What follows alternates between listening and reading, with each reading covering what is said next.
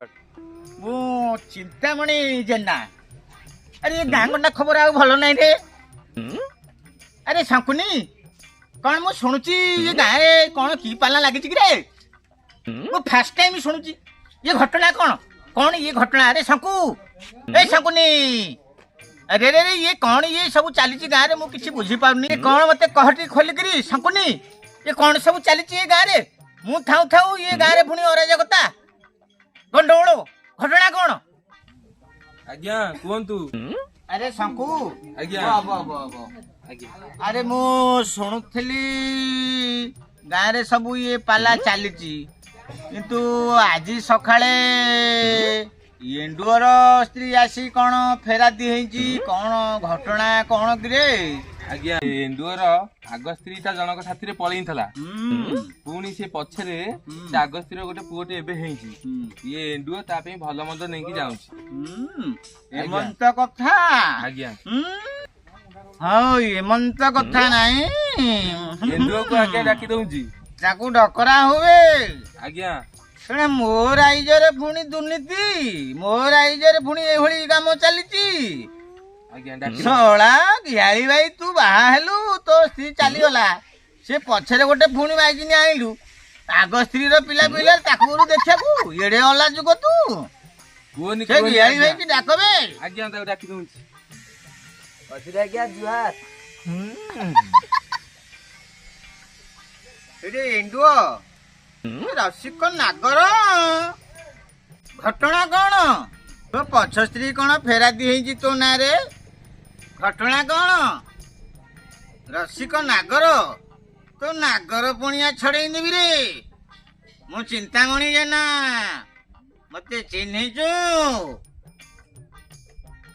କଣ ଘଟଣା ଜାଣିଲୁ ଏଣ୍ଡୁଅ? ତୋ ପଛ ସ୍ତ୍ରୀ ଫେରାତି ହେଇଛି। ବେଆଇନ କାମ ମୁଁ କରିବିନି। ଏତେ କଠୋରରୁ କଠୋର ଦଣ୍ଡ ଦିଆଯିବ। ଆଜି ନିଶାପ ହବ ଗାଁରେ, ନିଆଁ ପାଣି ବାସନ୍ଦ ହବ, ତତେ କଠୋର ଦଣ୍ଡ ଦିଆଯିବ। ଆଜ୍ଞା ମତେ କ୍ଷମା କରନ୍ତୁ, ସେ ଭୁଲ ଆଉ ଜମା ମୁଁ କରିବି ନାହିଁ। କ୍ଷମା କରନ୍ତୁ? ଆରେ ଶଙ୍କୁନି, ଆଜ୍ଞା କଣ ଘଟଣା? ଘଟଣା କଣ? ଆରେ ଶଙ୍କୁନି, ଆଜ୍ଞା କଣ ସେ କହୁଛି ତା କଥା ଟିକେ ବୁଝିବୁ ଟେ। ହଉ ବୁଝିଦବା ଆଉ। ହଉ ହଉ ଶୁଣ, ତାଙ୍କୁ 2000 ଟଙ୍କା ଦେଇଦବୁ, ତୋ କଥା ସିଏ ବୁଝିଦେବେ। ଶଙ୍କୁନି, ଆଜ୍ଞା ମୁଁ ତା ସାଥିରେ କଥା ହେଲି। ସିଏ କହିଛି ଟଙ୍କା 2000 ଦବ। ତା କଥାଟା ଟିକେ ସମାଧାନ କରିଦବା। ଗାଁ ଗଣ୍ଡାରେ ଆଉ ଆଲୋଚନା କରିବାନି। ବାଟକୁ ଆଇ। ଆଜ୍ଞା ହଁ ହଉ, ଆଇ ସେ ପିଲା ମୁଣ୍ଡରେ କଣ ଭୁଲ କରିছে ଆଉ। ଆଜ୍ଞା ହଁ ହଉ, ତା କଥା ବୁଝିବା ଆଉ। ସେ ପିଲା ମୁଣ୍ଡରେ ରେ ଏଣ୍ଡୁଅ, ଏଣ୍ଡୁଅ ରେ, ଆଜ୍ଞା ଶାନ୍ତି। ଏଣ୍ଡୁଅ, ଏଣ୍ଡୁଅ ରେ, ଆଜ୍ଞା ତୁ ଯାହା ପିଲା ମୁଣ୍ଡରେ ଭୁଲ କରିଛୁ ସେ କଥା କ୍ଷମା ମୁଁ କରିଦେଲି।